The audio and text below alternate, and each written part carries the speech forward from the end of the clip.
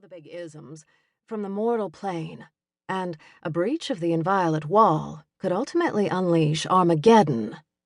At least that's what I've been told. It's conventional wisdom around these parts.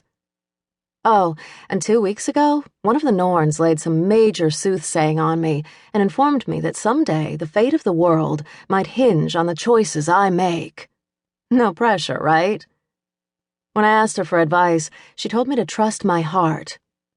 The problem with that, aside from the fact that it sounds like a line of dialogue from a Lifetime movie, was that my heart was in a serious state of confusion, which is why I'd been spending an inordinate amount of time that November mooning over the subtle glimpses of beauty to be found in the bleak, dun-colored landscape, instead of confronting actual issues. And if one of the issues hadn't decided to man up and acknowledge the fact that we had things to discuss, I'd probably still be mooning. Mooning, by the way, is a particularly apt term when there's a werewolf involved. I'd be lying if I didn't admit that my heart leaped when my phone rang and Cody Fairfax's name popped up on the screen. I hadn't seen him since Halloween night, and I was pretty sure he'd been avoiding me on purpose, not entirely without reason. I let the phone ring a few times before I answered. Hey, I kept my tone casual in case Cody was calling on a police matter. What's up? Nothing, he said. I'm off duty today, and I just thought...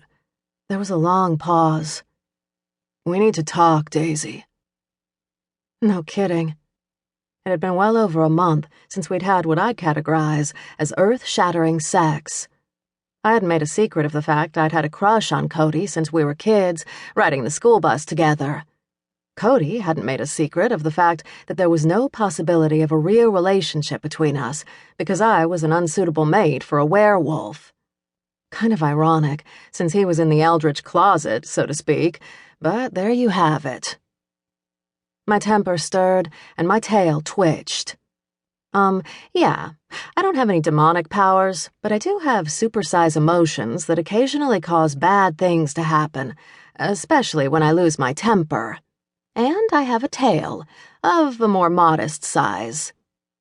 Are we really going to have this conversation on the phone, Cody? No, he said hastily. I just wanted to see if you were free. Are you at your apartment? I'll come over. Yeah, that's fine. I'll see you in 10. He hung up. I spent the next 10 minutes tidying my apartment and, checking my makeup. For the record, I mostly resemble my mom. Fair skin, white blonde Scandinavian hair, a pert nose. The only trait I inherited from dear old Dad's side of the family, well, aside from the tail, is jet black eyes, the kind you don't find in ordinary mortal humans. 10 minutes later, I heard Cody's footsteps on the stairs leading to my apartment, which was located above Mrs. Brown's Old World Bakery. I brought cinnamon rolls, he offered, holding out a bag when I opened the door. Mrs. Brown's cinnamon rolls were legendary. All her baked goods were. No one, human or eldritch, can bake a better brownie. Thanks. I took the bag. Come on in. I put the cinnamon rolls on a plate while Cody hovered in the living room of my apartment, which seemed smaller with him in it. Have a seat. I set the plate with the cinnamon rolls on the coffee table in front of my futon couch. Days. Cody stayed on his feet, his hands opened and closed in a gesture of frustration. I'm sorry. This is awkward. Yeah, I blew out a breath. Sit. Let's talk. He sat on the futon, and I took a seat on the adjacent armchair. The cinnamon roll sat untouched. Mogwai, the big calico tomcat who had more or less adopted me, peered warily around the door to my bedroom. How have you been? Cody asked. Since... He let the sentence die. Okay, I said. You? Okay. See, here's the thing.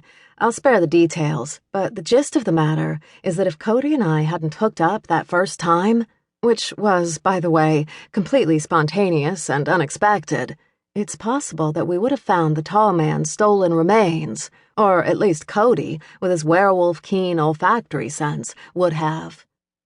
There's absolutely, positively no way we could have known it at the time, but the fact is...